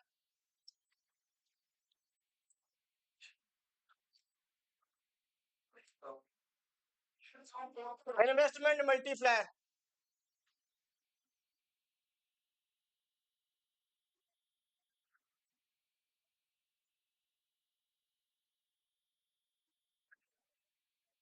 एमपीसी, फटाफट से लिखते जाओ, इन्वेस्टमेंट मल्टीप्लायर, यानी अगर तुम थोड़ा सा अमाउंट अपनी खर्चा कर देते तो तुम्हारा क्या बिगड़ जाएगा, बल्कि दुनिया की भला होगा। क्या होगा? हाँ, समझ आ रहे? 1.5 करोड़ रुपए अकाउंट में लेके बैठा है, लिख लिया। अगर तुम थोड़ा सा इन्वेस्टमेंट यहाँ पे कर देते हो ना, तो ये बोल रहा है कि दुनिया का भला हो जाएगा। कैसे? अगर मान लो तुमने भाई सेम एग्जांपल ले लो, 1000 रुपए खर्चा कर दोगे, तो अगर यहाँ पे एमपीएस और एमपीसी की रेट जितना हुआ होगा उसके हिसाब से इकोनॉमी इसको कई गुना बढ़ा देगा। ठीक है, अगर वैसे तुम मौका देना चाहो, बड़े हो जाओगे तब यहाँ पे करना। अगर क्या नाम है तेरा रे, गरिमा, गरिमा अगर 1000 रुपए यहाँ पे खर्चा करता है ना, अगर पूरा प्रोसेस सारे बच्चों के थ्रू जाती है, शिवम तक पहुंचते पहुंचते वो कम से कम 20 या 30 हजार रुपए हो गया होगा। ठीक है जी, शिवम कितना फायदा हुआ साला? कितना फायदा हो गया इकोनॉमी को? 29 हजार रुपए, अगर 30 हुआ तो। ठीक है, तो उसी के बारे में अभी बात करने वाले हैं, जिसके नाम है इन्वेस्टमेंट मल्टीप्लायर, यानी एक का खर्चा दूसरे के लिए इनकम।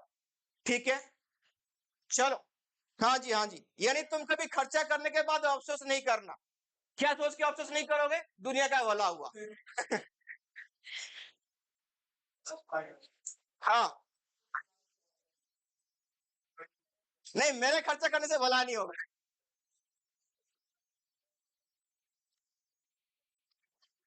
डेफिनेशन लिखो, अगले मैंने लास्ट भी आ रहा था, काटू कहां से?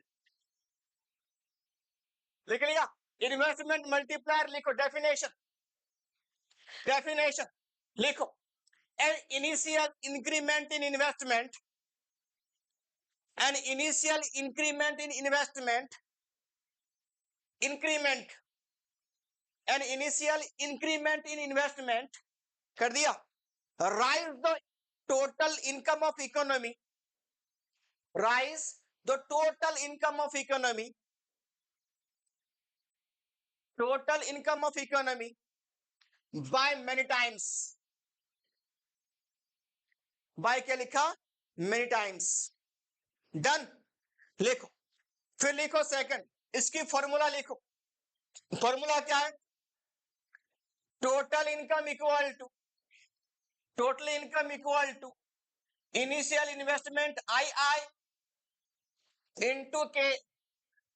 हो गया। अब लिखो के इक्वल टू भी लिखा था मैंने, 1 डिवाइड बाई एमपीएस और 1 डिवाइड बाई 1 माइनस एमपीसी। हो गया, लिख लिया वो, 1 बाई एमपीएस और 1 डिवाइड बाई 1 माइनस एमपीसी। हो गया जी, लिख लिया। अब लिखो example, let initial investment equal to 1000। कितना इनिशियल इन्वेस्टमेंट? 1000 रुपया। अब लिखो MPS equal to 0.20, MPS equal to 0.20। हो गया, चलो K equal to 1 divide by 0.20 equal to 5, equal to क्या लिखा? 5। तो total income equal to 1000 into 5, कितना हो गया? 5000। तो तुमने 1000 रुपए करा, दुनिया की भला कितना हुआ? 5000 रुपए का। ठीक है जी, एग्जाम्पल हो गया 1 2 3। लिख, नेक्स्ट लिखो number 4, relationship, definition, formulation, example, फिर लिखो रिलेशनशिप। मैं लिखा रहा हूं, लिखो रिलेशनशिप लिखो। There is a positive relationship between MPC and total income, negative between MPS and total income. MPC और टोटल इनकम के बीच में रिश्ता क्या है? मजबूत है ना? वही तो बोला मैंने, खर्चा करोगे तो दुनिया का भला होगा, इनकम कई गुना बढ़ जाएगा। बट अगर सेविंग करोगे तो टोटल इनकम नहीं बढ़ेगा, नेगेटिव में जाएगा। हाँ, इसमें अपना वाला होगा।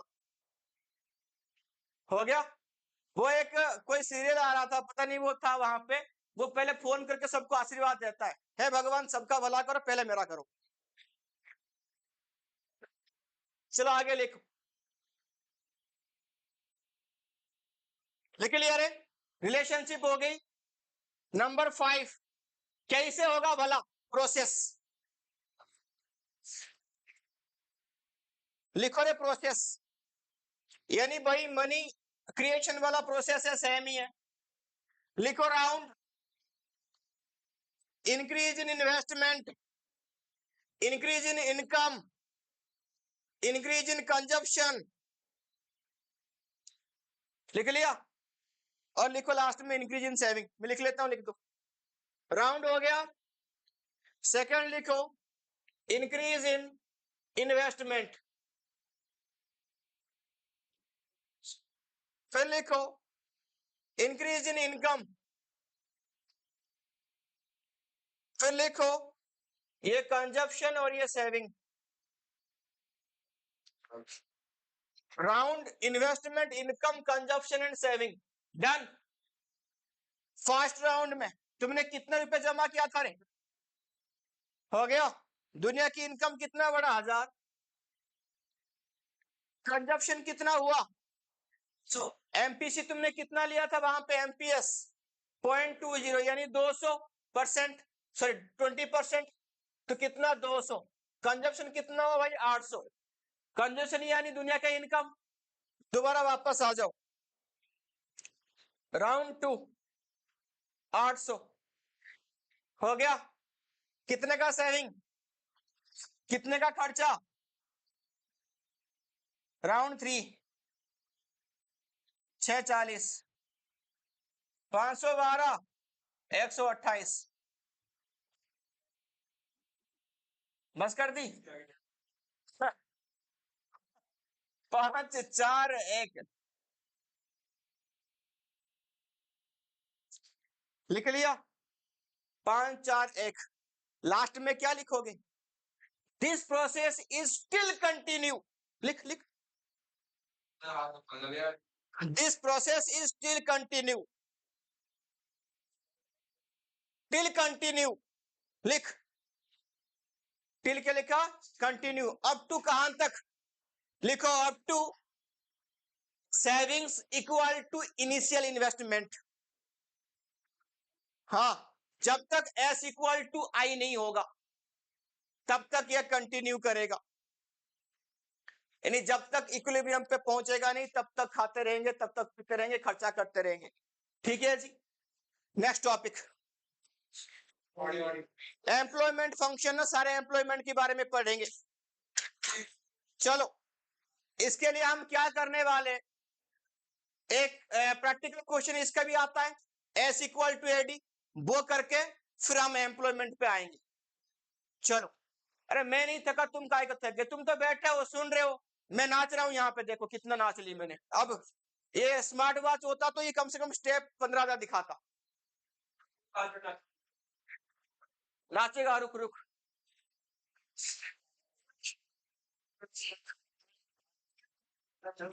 आएगा आएगा, ये क्वेश्चन करके थोड़ा सा ब्रेक देता हूं मैं। लिखो एस एडी, क्या लिखा? S equal to AD. हो गया? लिख छोटी, लिख, कोई बात नहीं। अब लिख एस इक्वल टू एडी, कर दिया। अब यहाँ पे, वहां पे बीपी था, यहाँ पे क्या आएगा? इक्विलिब्रियम। क्या आएगा? इक्विलिब्रियम। तो इक्विलिब्रियम पे क्या लिखा? S equal to AD. लिखो, फंक्शन लिखो, समझाता हूं। कंजप्शन इक्वल टू, वही सेम, 40 प्लस 0.20 वाई। एक सेकंड, गलती हो गई, 0.80 वाई, 0.80 वाई।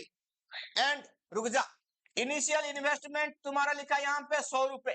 कितना है इन्वेस्टमेंट? 100 रुपए।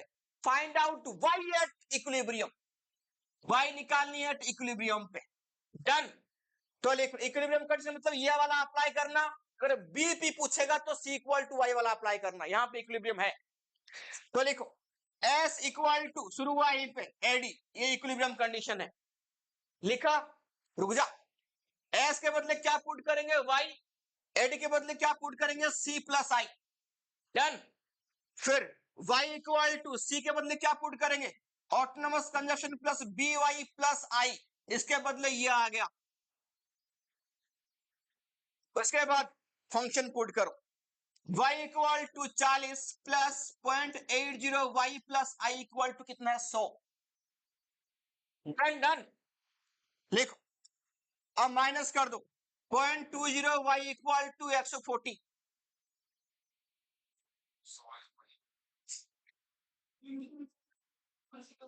हो गया, y equal to 140 divide by 0.20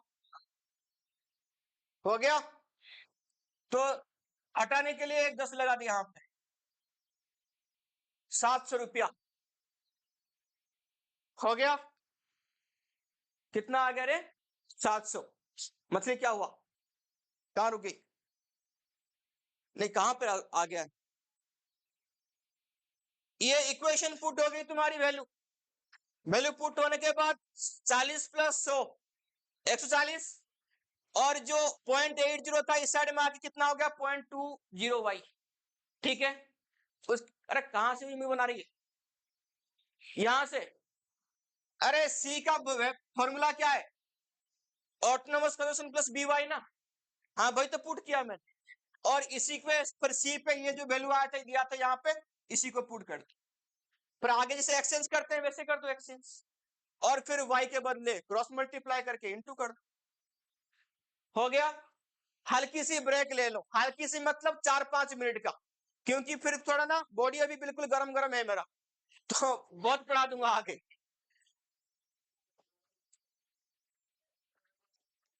देखो ऐसे क्वेश्चन हमने अभी किया, दोबारा इस क्वेश्चन को फटाफट से कर लो, प्रैक्टिस हो जाएगी भाई। Same S equal to AD, मुंह बंद रख।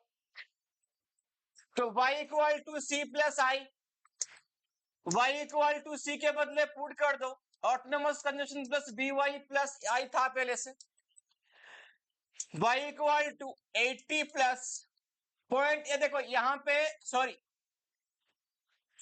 ये 80 है, 80 प्लस आई के बदले डाल दो 1000, तो 80y इस साइड में कितना हो जाएगा 0.20y इक्वल टू कितना हो जाएगा 1080, y equal to 1080 divide by 0.20, ऊपर 10 इंटू करना पड़ेगा पॉइंट हटाने के लिए, 10 800 डिवाइड बाई 2,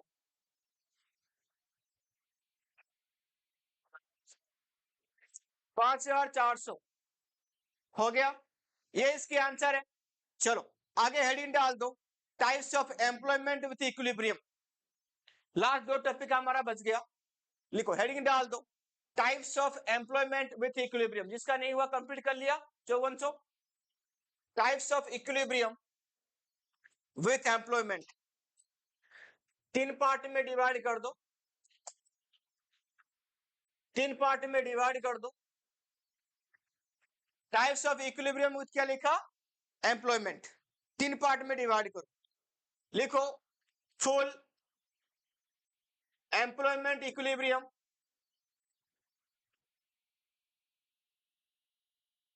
फिर लिखो अंडर एम्प्लॉयमेंट इक्विलिब्रियम,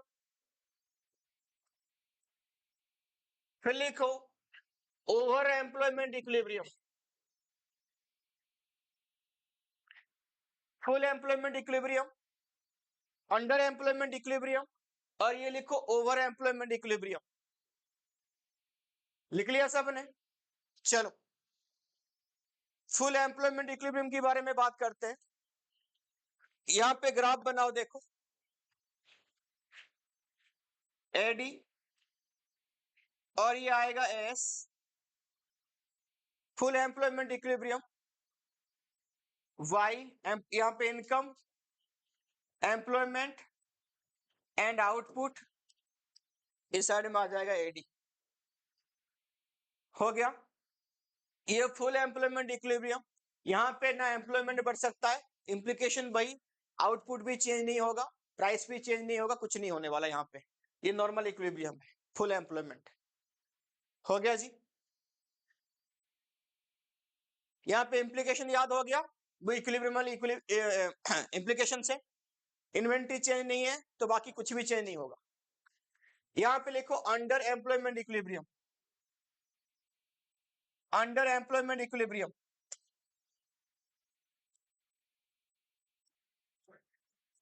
लिखो ये तुम्हारा एस है, ये आ गया एडी, ये था फुल एम्प्लॉयमेंट। अब यहाँ पे क्या पूछा, अंडर एम्प्लॉयमेंट, यानी जितना तुम्हारे पास रिसोर्स है सबकी सब काम पे नहीं लगे हैं। तो अंडर एम्प्लॉयमेंट का मतलब ये हो जाएगा एडी नीचे आ जाएगी। तो ये आ जाओ, लिखो एडी वन पे, यहाँ पे एडी इक्वल टू क्या, सी प्लस आई, बट यहाँ पे जो एडी वन फॉर्म होगा वो होगा C plus I minus change in I, C plus I minus change in I, under employment equilibrium. तो यानी सब कुछ यहाँ पे नीचे आ गया, देखो इनकम भी, एम्प्लॉयमेंट भी, आउटपुट भी, ठीक है, सब यहाँ पे कम हो गया, पहले क्यू में था अब Q1 डाल देना, ठीक है। अब ओवर एम्प्लॉयमेंट इक्विलिब्रियम हो गया, हो गया, ये लिख लिया ना ये वाला, मैं इसको मिटा रहा हूं थोड़ा सा।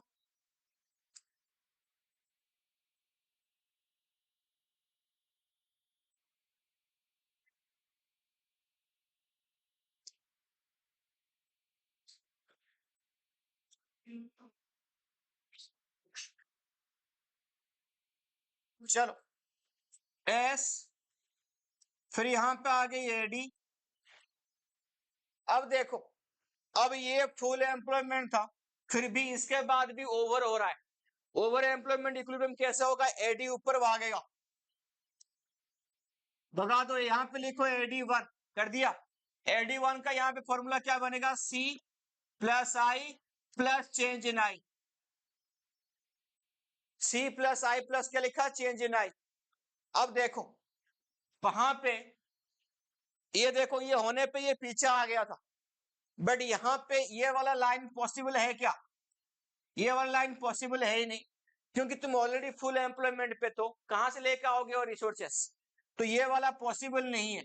यानी इस केस में ओनली क्या हो जाएगा, इस केस में ओनली ये होगा कि यहाँ पे इन्फ्लेशनरी गैस गैप होगा, यानी कुछ भी चेंज नहीं होगा, बस जो प्राइस है वो हो जाएगा इंक्रीज, यानी ये पॉइंट को तुम बोल सकते हो इन्फ्लेशनरी गैप, ठीक है। फॉर्मूला लिख लो, और ये यहाँ पे बनाना मत, क्योंकि ये वाला लाइन पॉसिबल है ही नहीं, और बस क्या होगा, यहाँ पे प्राइस बढ़ेगी, क्योंकि आउटपुट एम्प्लॉयमेंट कुछ भी नहीं बढ़ने वाला।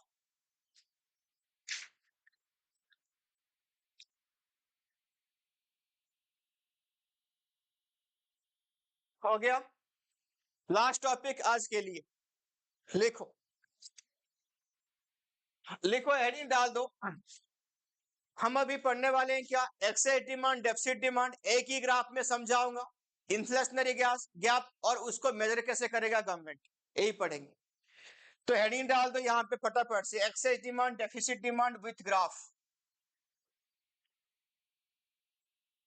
X Y, income, employment, and लिखो यहाँ पे आउटपुट, और यहाँ लिखो खाली एडी।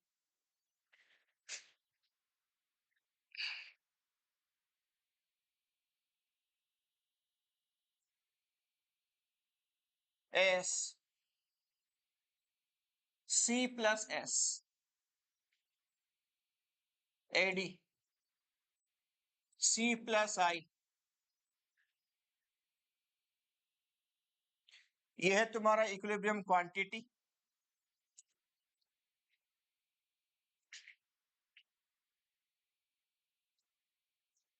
लिख लिया। आगे देखो, पहले हम बात करते हैं, ये हमारा फुल एम्प्लॉयमेंट इक्विलिब्रियम, इसी को ही बोलते हैं। अब देखो इससे ऊपर अगर जाती है AD one, C plus I plus change in I अगर होती है, तो किसी पॉसिबल नहीं है यहाँ पे प्राइस के अलावा और कुछ बढ़े, यानी ये वाला लाइन यहाँ पे हम खींचेंगे नहीं, क्योंकि ये पॉसिबल है नहीं। बस अभी मैंने बोला था यहाँ पे ओनली क्या होगा, यहाँ पे प्राइस बढ़ेगा, खाली प्राइस बढ़ेगा, जिसको हम क्या बोलते हैं,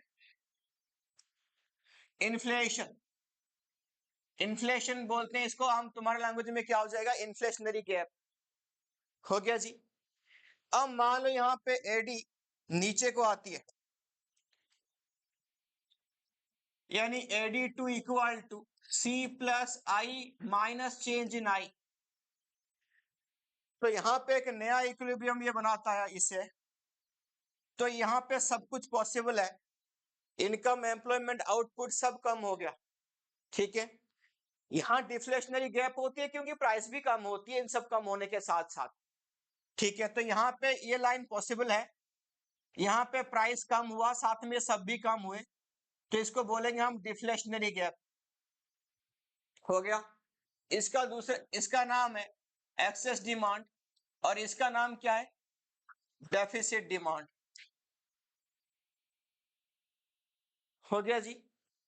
इसको क्या बोलेंगे, एक्सेस डिमांड, क्योंकि यहाँ पे डिमांड ज्यादा है सप्लाई से, और इसके क्या है, डेफिसिट डिमांड। बताओ, मतलब यहाँ पे तीन चीज नॉर्मली हमारा होता है इम्प्लीकेशन में, आउटपुट, एम्प्लॉयमेंट एंड प्राइस। इस जो इन्फ्लेशनरी गैप यहाँ पे हुआ ना, यहाँ पे आउटपुट बढ़ नहीं सकता, क्यों, हमारे पास रॉ मेटेरियल सारे यूज में है। एम्प्लॉयमेंट भी नहीं बढ़ सकता क्योंकि सारे एम्प्लॉय फुल एम्प्लॉयमेंट पे है और हमारे पास कोई सोर्स है नहीं।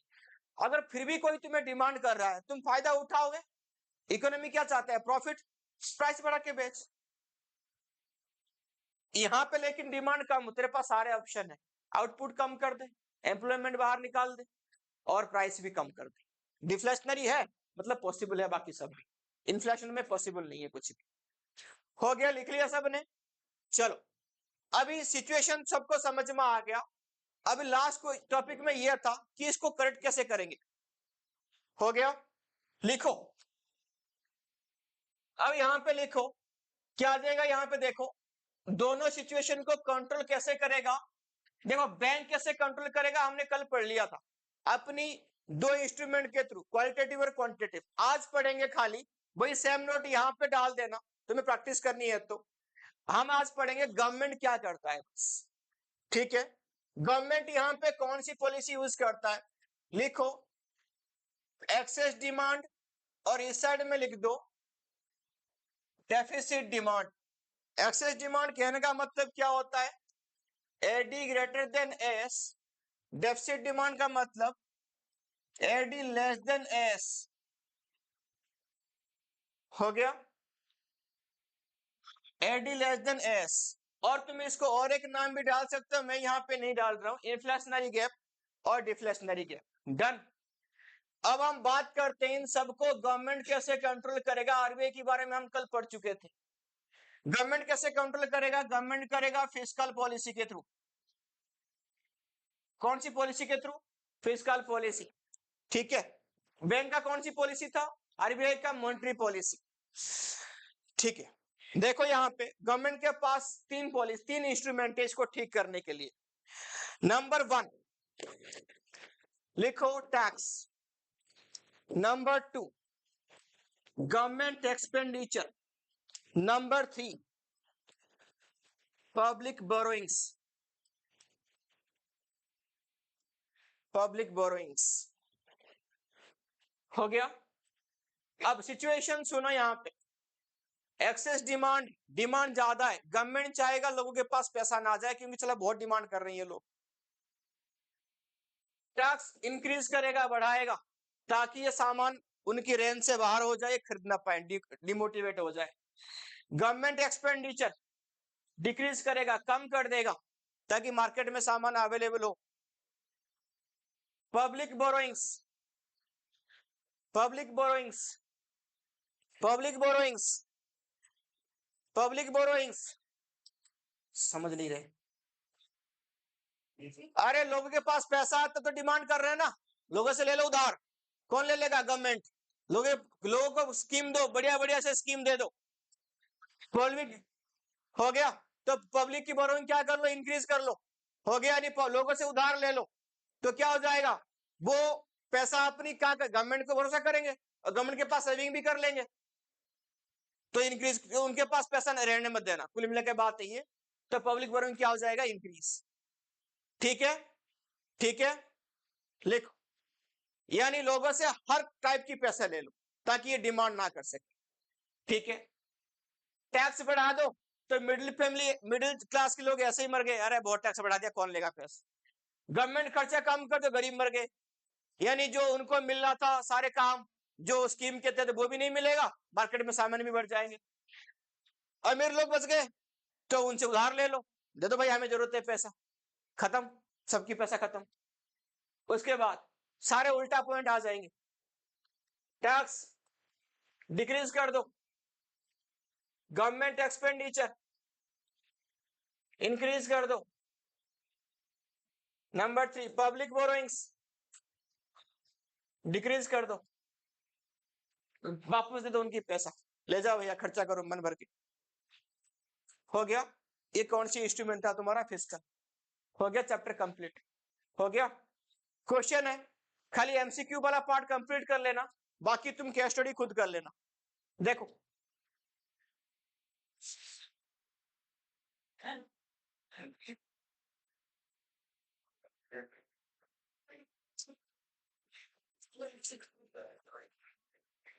पहला क्वेश्चन,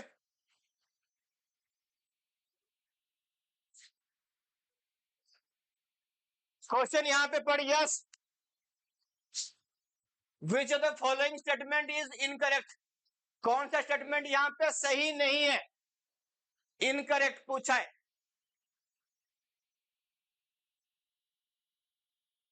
कौन सा सही नहीं है, शाबाश। Maximum value of APS can be 0, हो नहीं सकता क्योंकि टोटल इनकम ही 1 है। Done, next. हाँ कैन बी 1 हो जाएगा, 1।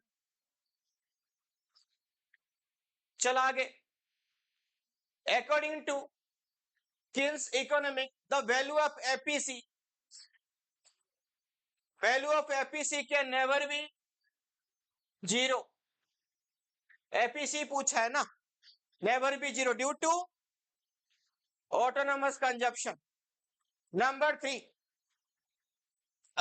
If an economy actual aggregate demand fall short, AD कम हो गया, मतलब कौन सी, डेफिसिट डिमांड, तो डिफ्लेक्शनरी गैप, ए लिखो इसके answer.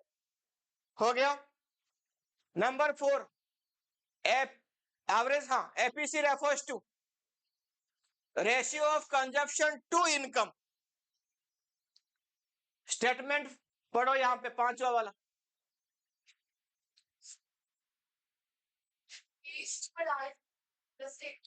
AD is major as a sum total of physical quantity of goods demanded in a country. True, पहला वाला सच है। Import are added, import add नहीं होता, मैंने मना किया था अभी, तो ये वाला स्टेटमेंट फॉल्स होगी।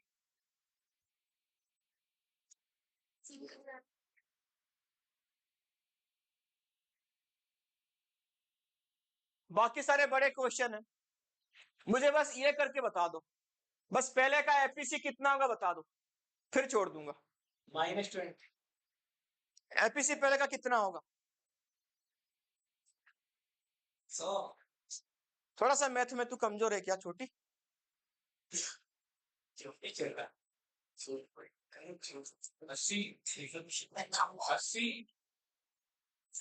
अब देखो सेविंग्स यहाँ पे कितना है, तो कंजप्शन कितना होगा, 80 डिवाइड बाय इनकम कितना, 0, something divide by 0 equal to 0 या कुछ नहीं, कुछ भी नहीं आने वाला, ये ऐसे ही छोड़ दो। चलो